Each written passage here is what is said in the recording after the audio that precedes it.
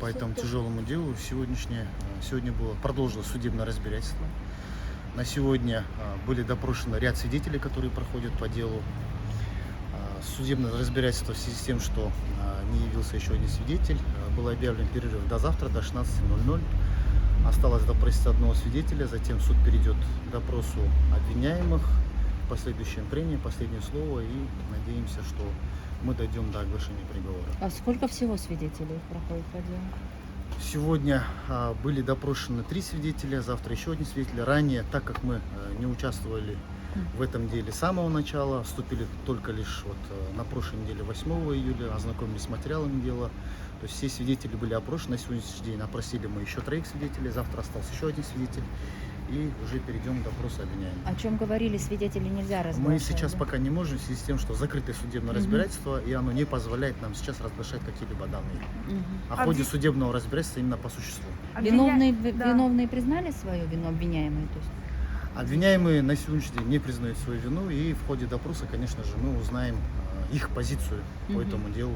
Будем допрашивать их, конечно. Они дадут все показания. Какие ходатайства были поданы? На сегодняшний день с нашей стороны не было ходатайств. А с другой стороны?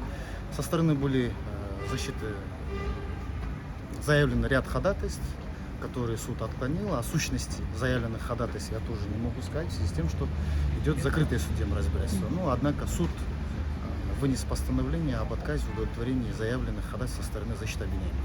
Насчет это журналистов тоже, которые пишут.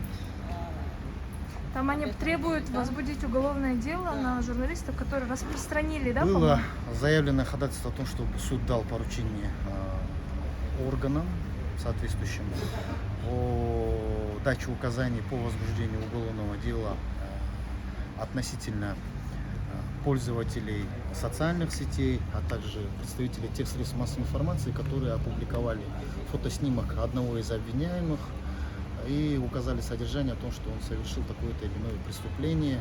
Сторона защиты указывала то, что Конституция гласит о том, что никто не может быть признан виновным, только может быть признан виновным вступившим в законную силу приговором суда. Однако уже идут такие материалы, которым просили возбудить. Однако Уголовно-процессуальный кодекс не содержит полномочий у суда, согласно которому он может давать какие-либо поручения.